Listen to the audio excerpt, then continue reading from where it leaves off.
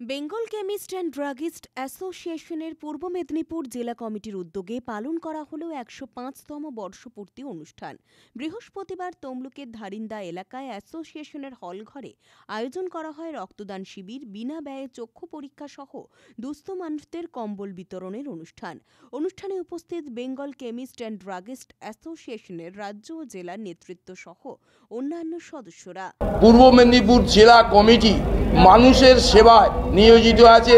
বিভিন্ন সময়ে বিভিন্ন জোনে ক্যাম্প করে ব্লাড ডোনেশন করা হয় যখন রক্তের খুব ক্রাইসিস হয়, এবং তমলুক জেলা তমলুক জোন এই ব্যাপারে উদ্যোগী হয়েছে। আজকে তারা চক্ষু পরীক্ষা করছেন এবং রক্তদান শিবির চলছে, এবং আরও অনেক কিছু। রাত্রিবেলা তারা একটু পরে যেটা ১০৫তম প্রতিষ্ঠা দিবস উপলক্ষে জন্মদিন বিসিডিএর, সেই উপলক্ষে ১০৫ জনকে আজকে কম্বল বিতরণ করা হবে।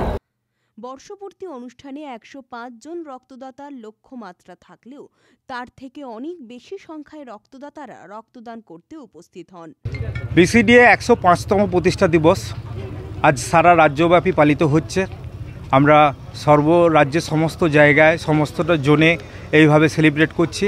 আজ আমরা তমলুকে বিসিডিএ পূর্ব মেদিনীপুর জেলা কমিটির পক্ষ থেকে মানবতার সেবায় নিয়োজিত হয়েছি। আমরা অন্যান্য বছর বিভিন্ন রকম প্রোগ্রাম করি, কিন্তু এবছর পিওরলি মানবতার সেবায় নিয়োজিত হয়েছি।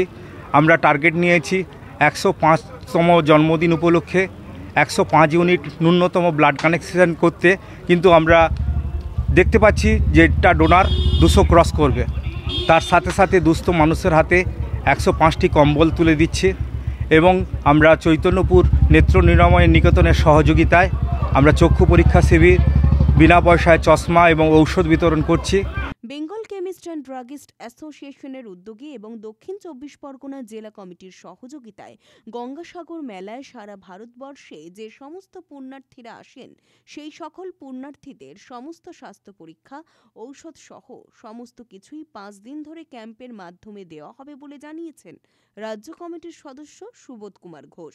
আমাদের বেঙ্গল কেমিস্ট অ্যান্ড ড্রাগিস্ট অ্যাসোসিয়েশনের উদ্যোগে এবং দক্ষিণ ২৪ পরগনা জেলা কমিটির সহায়তায় ওখানে গঙ্গাসাগরে সারা ভারতবর্ষ থেকে কয়েক লক্ষ পুণ্যার্থী আসেন। তাদের সমস্ত অসুখ বিসুখ, তাদের দুর্ঘটনার হলে তাদের বিনা ব্যয়ে সমস্ত ওষুধ, ফার্স্ট এড তাদের করা হয় ওখানে, এবং ৫ দিন ধরে এই ক্যাম্প চলে। এটা সরকার স্বীকৃত, পশ্চিমবাংলা সরকার স্বীকৃত। আমাদের ছেলেরা, দক্ষিণ ২৪ পরগনার ছেলেরা দিন রাত পরিশ্রম করে সমস্ত ভারতবর্ষের পুণ্যার্থীদের সেবা করার জন্য। পুলক বেরার রিপোর্ট, খবর বিসিবিএস।